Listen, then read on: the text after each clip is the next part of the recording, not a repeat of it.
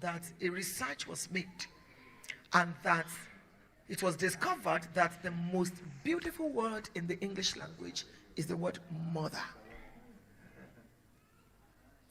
I've been to the delivery room 4 times, so I know what we're talking about. There's no human word, there's no human language that can explain enough what a woman goes through in pregnancy and in delivery. That is why you must not be a Jezebel when it comes to being a daughter. You must be a virtuous daughter to your parents, spiritual and biological. Let me begin with the biological. Your mother deserves honor till she dies, whether she's evil or not. I didn't have the luxury of having a fantastic mother-child relationship with my mother, but that's not what the Bible tells me. It does not matter, because your mother raised you the best way she knew. Maybe that was the way she was also raised. Never, ever, ever dishonor your parents. It's the spirit of Jezebel. You must be virtuous in the way you relate to your parents. Give your parents the highest form of honor in your culture. There are things that you can never understand that your mother went through, and your father. And those of you that are married, please hear me, and hear me very well. I'll still get to that point. But please, snatch your mother-in-law from your husband and take a good care of her. Because if you don't sow it, you cannot reap it. My mother-in-law died at the age of 110, blessing me. She practically died in my hands. You think she didn't offend me? She did. But I learned to forgive in advance. Because that mother-in-law of yours that you are calling a witch today, with her witchcraft, she raised your husband. 20 years ago, nobody will have touched your husband with the longest of poles. It was that woman that sold kerosene, sold this and sold that to send that young man to school. Why will you, because she made a mistake, or because you think she's possessive, or because you think she's too manipulative? And some women will even start praying that their mothers-in-law should die. Pray it very well. You have children, don't you? Pray it very well. Life is governed in such a way that when you sow, you don't just reap what you sow, you reap it in multiple fold.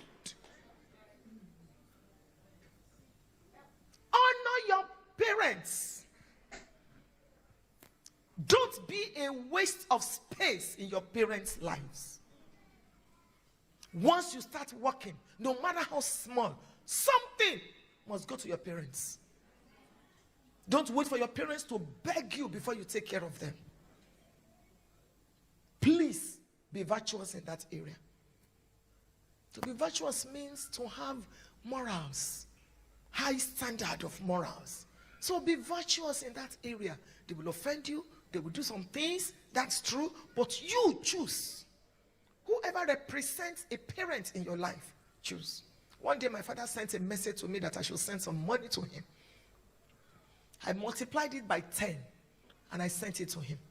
The next time he saw me, he said, "Olu Funke." I said, "Yes, Grandpa." He said, "You can go."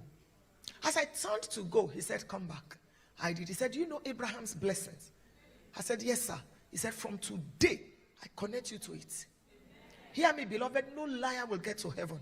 I can't explain it. From that day, money doesn't finish in my hand. Somehow, if it a quarter to shame, there will be a miracle. Some blessings are not said, they are provoked.